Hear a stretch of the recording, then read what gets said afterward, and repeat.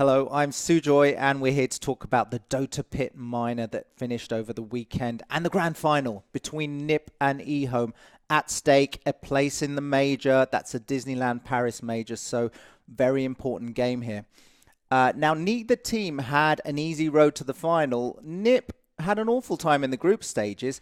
Rumor had it that PPD was saving strategies, and if that's what he was doing, it was very smart, because once they hit the playoffs, they 2-0'd every team through that upper bracket, including Alliance, who, another one of the favorites, even though their superstar carry Mika was not able to play, he's taking a rest after advice from his physio. So NIP's road to the final was bump-free after the group stages. Couldn't say the same for EHOME. Now, they lost their first round in the upper bracket, which meant they had to play through the entire length of the lower bracket to get there. EHOME also had injury trouble, with Faith Bian unable to play with his shoulder injury, so Zhao 8 stepped in for the off-lane place. And of course, they had the announcement that Ferrari 430 was returning to play mid. So it's like a team of retired Dota players now, and they've all turned up when there's a ticket to Disneyland on the line. NIP prepared a warm welcome for Ferrari 430 on his return to the stage, return to pro gaming. This probably wasn't what he wanted. On Razor, getting absolutely demolished by 33 on Broodmother. Actually, let's see what's happening on mid. Oh, mid lane they'll go. They'll start off with the shackles, all of those spider babies, and Fata actually makes his own rotation, as they might actually go for this dive here over on Y, but they've got their attention now over here on XinQ. He's trying to run himself out. He had that arcane root. He thought it was the perfect time, but it's the perfect time for 33 to get himself a double kill. It's the perfect time for him. He has finished that medallion instantly as he finishes it. As the courier delivers it, Saksa is in the right position to shackle the Razor, and they punish him. And now... Oh, and they find someone else over here. Look at all those spiders just creepy crawling over, and it's a triple kill for Broodmother. This is... Oh, and they're still going. They're still going. Listen, they're going to go chasing after 430. He just TP'd right back in again. They're trying to burn down all these spiderlings. They've got the webs. They've got the nuke. Are they going to be able to find a Fata jumping forward? If R30, he doesn't want to die again. He can't afford to have that walk of shame again. He's going to get taken down. Later on in the game, Broodmother did drop off, but EHOME put up a valiant defense. NIP just needed one good opening in the late game, though, and they broke the base. They've got those shackles. They should be able to get themselves a kill. Yeah, they get 4 heroes. Razor instantly buybacks, and so does the Rubik, because guess what? You still don't have the buyback on the Wraith King. Perhaps with these bounty runes, he's still 100 gold away from the buyback. All right, so there's the buyback from the Doom. These creeps just marching on into the base. You've got that double damage rune on Ace. They'll pop that Lincoln. They'll leave the lift. They're going to try to pull him right back again. They do have the Doom, but that doesn't matter because the rest of the team is there. They should be able to take down Zhao 8. And on the back lines, they'll take their own shackles over on XinQ, but they'll be able to take down Doom down for 120-something seconds. XinQ, he is just going to get ripped apart. The only person who is alive right now is the Razor, and he doesn't look like he's going to be alive for much longer. He's going to try to take some of this damage over here. We'll get the Hex off, and he's down. Everybody is taken down on the side of EHOME. Game number 1 belongs to the Ninjas in Pyjamas. In game 2, NIP went for a few more interesting heroes, Tide and Undying. The laning didn't go too well. Ferrari 430 finally got some farm. NIP recognized that they had to stop Medusa, so they went all out to pick him off. But now they're not afraid, right? Because they're just going right over here onto this tower. XinQ, he's very far forward. They'll go and try to save them, but no, they'll be able to take down Zhao 8. They've used that Stone Gaze as they're going to try to push back this Dusa, who doesn't have any mana left, and now Ace closing in. Tidehunter jumping forward as well. It's going to try to body block the Dusa just a little bit. Nice Winter's Curse will slow down Ace as Fata's making his way over. They've got the Refraction, they've got the Dust. Are they going to be able to go for this dive? They're going to go right past that tower. They've still got their eyes over here onto this Dusa. She will fall, and now it looks like why he's going to try to buy himself a little bit more time here, and he's going to just get taken down as soon as that's over. He just pops. Despite a few good pickoffs on the Medusa, NIP just couldn't do enough, and eventually Ferrari 430 just became the raid boss. NIP were unable to defend against it.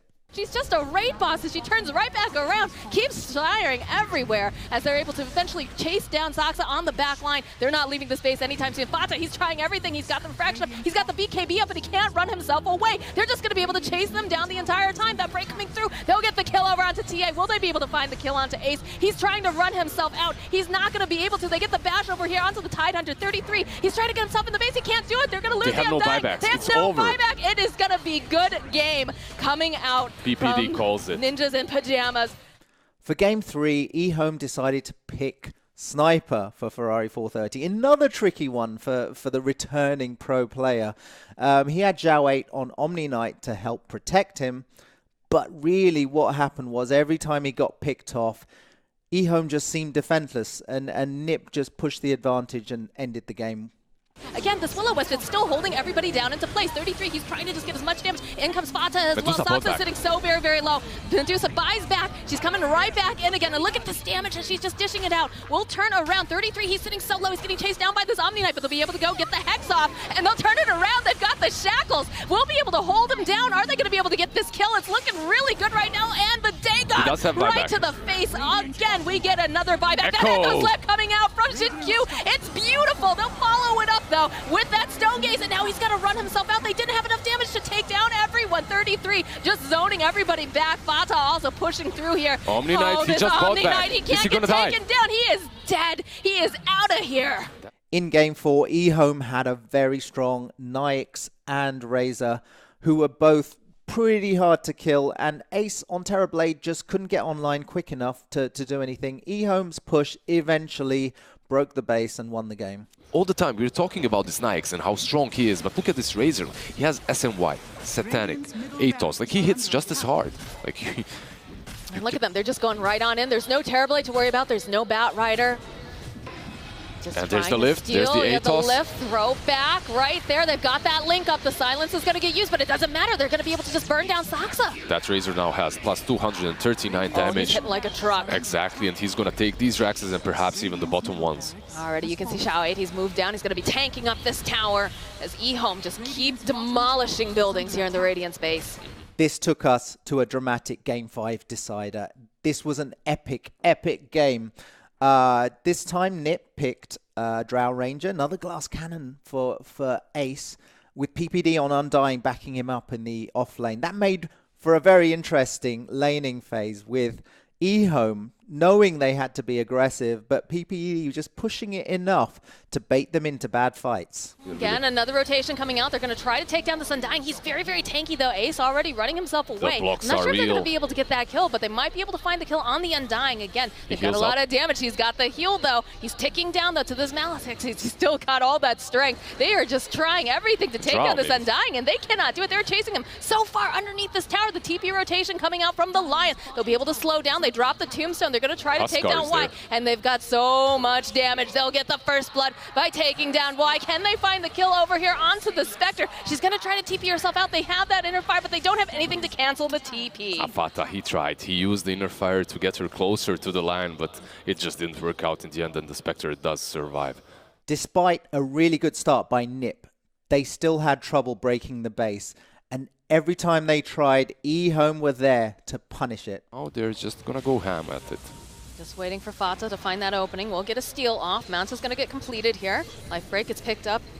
There's a jump forward again, trying to just take down Zhao 8 as fast as they can. They've got that Hex up. They got the BKB. The finger will come out. Saksa finds that kill. Does have the buyback if they want to use it. We'll get some of these bounces, though, over here. Doom tanking a lot of it. Does manage to get off his BKB as they put a decent amount of damage on this tower. Not enough to take it down just yet, though. Decent amount of damage. More importantly, they used BKBs, and now they have to run. Oh, Ember, they want it. They're going to get the Haunt off, and the Root's going to come into place as they hold the Huskar down. This Undying going to get held off on the back lines. Ace over here has that BKB. Fata, though, he's taking so much damage. He's going to get taken out. 33 now held into place. Undying, he's trying to just keep himself alive. Has that heal, but they'll be able to take down the Doom, and they'll take down the Undying. They're all just dying. They take 3 kills instantly. They just know what they need to do.